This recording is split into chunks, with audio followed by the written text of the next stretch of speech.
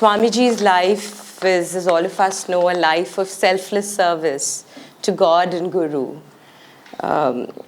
His whole life was only dedicated to fulfill his Guru's commission to him.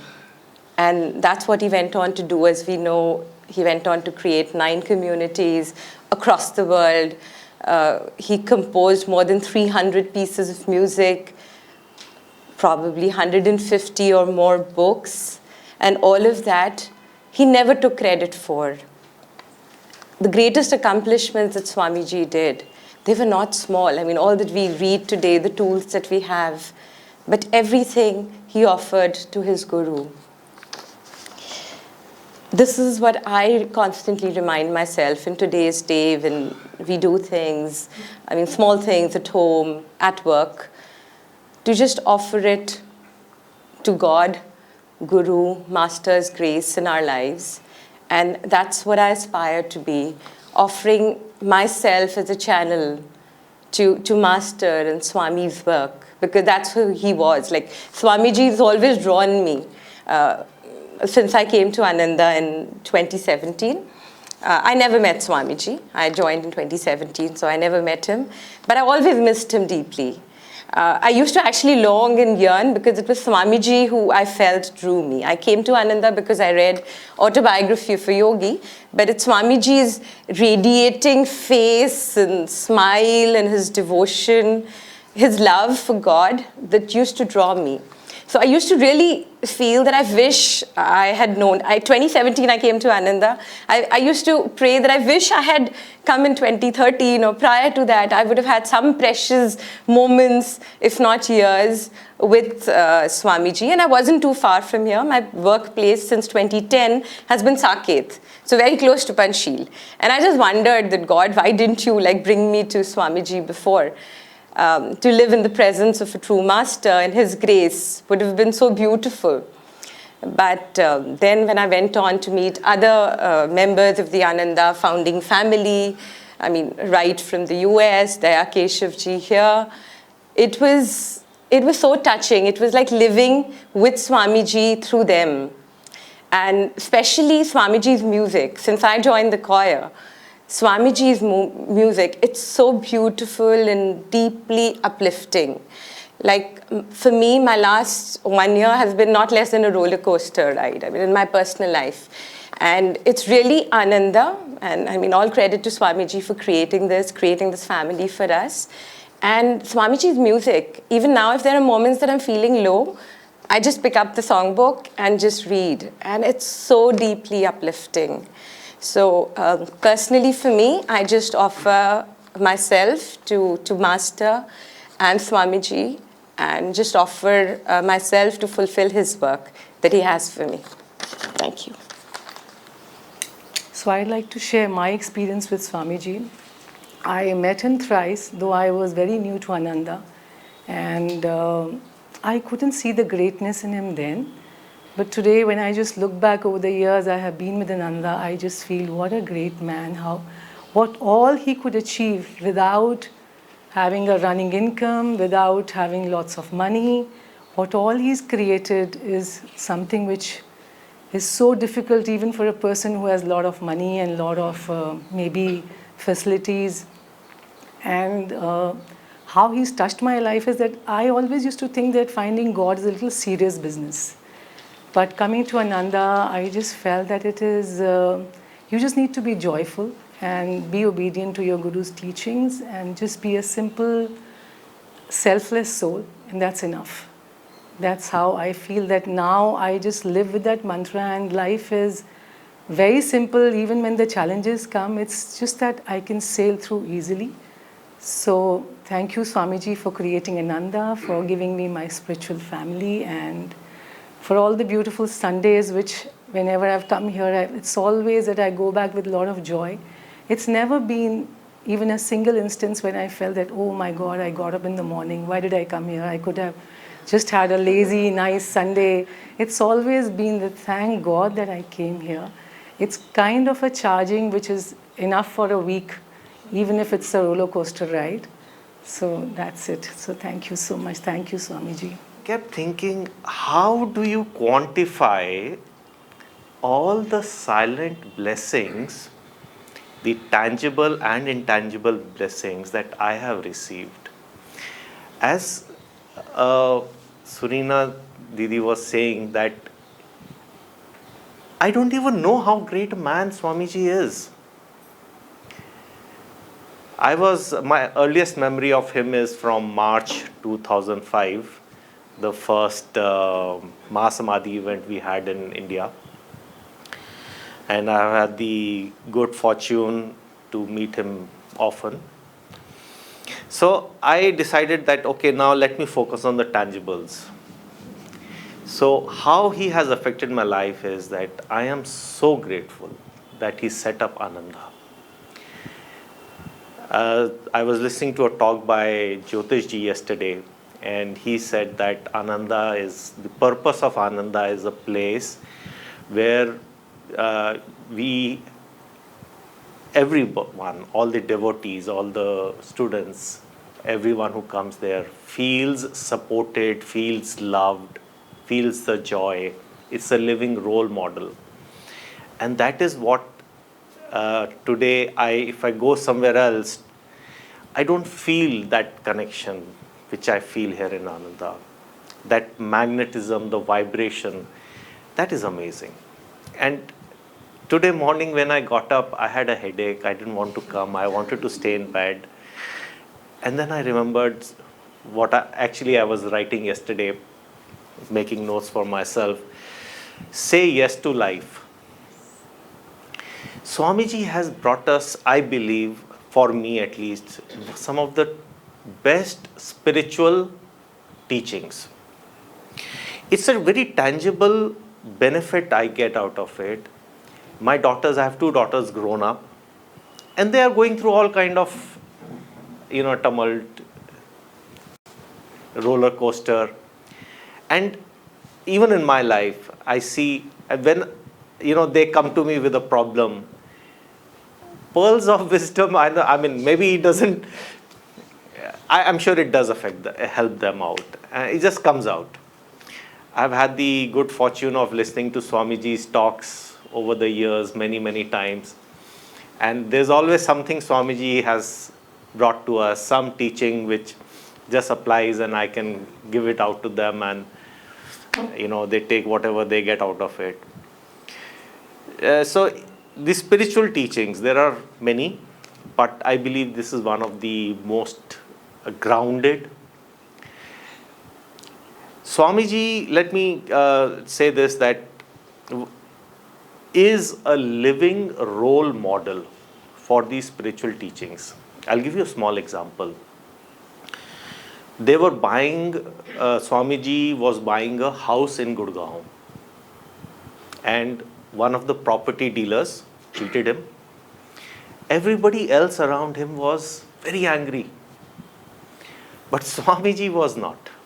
And they said, why aren't you angry? He says, it makes me more happy to forgive him. And if we can remember this one small thing in our lives, this is how a role model is. And I think I forgot all about it. And today morning, as I was thinking, what shall I say? I mean, there's so many examples.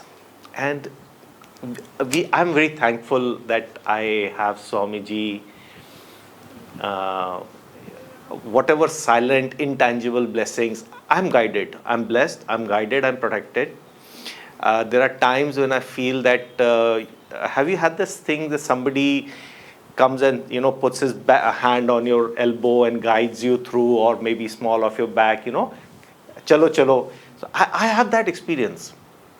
It's not tangible, but I look back and I see and I realize there is a very strong guidance in my life, protection. I don't know whether it's Swamiji or Guruji, it is immaterial. The fact is that I'm here, and I know I owe a lot to Swamiji, and I'm also ashamed to say that I probably don't thank him as much I should be thanking. So anyway, thank you. I remember Pankaj telling me once how when he had a very long commute to work, he would listen the whole time to Swamiji's discourses, and what a life-transforming experience that was for him, just to be in that vibration. And you've all alluded to how Swamiji can help us in a practical way right now, and how his presence is alive. And so let me touch also on how to tune in to Swamiji's help. He dedicated his life to serve seekers like us. And how can we take advantage of that, not just in the obvious ways through his writing and music and whatnot, but how can we tune in inwardly as well? And he left the body only nine years ago, and so he knew how to live in this same modern world with the same pressures that we live with. And he gave us an example of how to do that with grace, how to do that with joy, and as Pankaj said, how to say yes, how to say yes to everything that life brings us. And today we have all of those 140 books and 400 pieces of music and thousands of discourses to help us. And this is a great advantage over when I met Swamiji in 1971, and he had written The Art and Science of Raja Yoga, period. One or two small little booklets, and there were no recorded discourses. Anything even Yogananda ji, there was the Autobiography of a Yogi published, one or two small books, that's all. To learn the teachings, for us it was the actual words that Swamiji said, or through our own intuition. And not everyone could relate to that. It wasn't enough for many people. And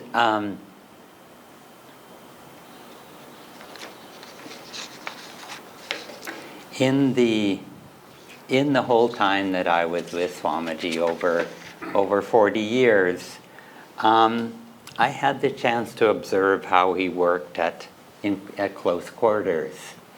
And for the first 10 of those years, I lived in a monastery. Swamiji was the head of that monastery. For many years, I was his personal secretary. I would see him every day. And we know about the discipline of monasteries. You know, Guruji has told us about Sri Yukteswar, and it seemed like a little scary experience. We know about employers and employees. I was Swamiji's full-time employee for those 7 years. He had every right to demand that I do things, and he never did. Often he would work late on a special project at night, and sometimes I would be needed to help him, and he never told me to. He would always ask, would it be okay for you to stay a little later? Do you have anything else planned? I mean, my whole life was, my only priority was to serve him however I could. But each time he would ask, out of such respect, for me as an individual. And he taught us that if we want to receive respect, we must first, last, and always give that respect, give that love, and give that appreciation. And then the world will respond in kind.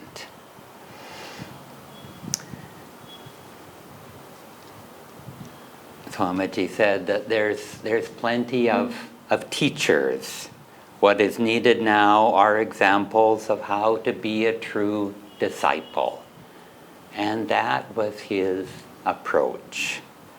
He said, I've always felt that I could do more for people as a simple, unaffected friend than in any other role. I used to meditate gazing into Yoganandaji's eyes. His photo was right in front of me when I meditated. And I would commune, I would feel his vibration, I would pray to him, I would receive answers. And then it occurred to me one day to experiment and to do the same with Swamiji. I would see him every day, but let me try to feel him inwardly. I asked a spiritual question inwardly. I didn't get an immediate response. And then the next time I saw Swamiji that day, he had no idea what question I asked in my meditation room. He answered my question. And I just knew that, that living presence of Swamiji, of the Gurus, is so readily available to us right now in every moment. In our own minds, we try to think, oh, that was then, that saint lived then, he said many wise things, but it doesn't relate to my life. It doesn't relate to this, oppressive problem that is holding me down right now. But they're so available. All we have to do is ask inwardly. And that help is ours right now in any situation. And it all is up to us and our respect, our humility to actually ask for help. And our humility also to receive, as the disciple does with the Guru, to say, discipline me, show me where I'm wrong, and show me where the solution is. And this is available for all of us. Thank you. It's such a joy to hear everyone speaking about their experiences of Swamiji, whether they met them in the body or not. But we know that Swamiji is with all of us, anybody who tunes into our Gurus and his ray, and especially through Swamiji's, teachings, through Ananda, through all your friends here at Ananda, that Swamiji is with us and flowing through us. And thinking of Swamiji's life, I think most of you know he was born in Romania, and he had American parents, so he was brought up in Europe, and he always had that sort of refined, dignified, sort of old world dignity, and yet his soul was that of a yogi and a dhoti.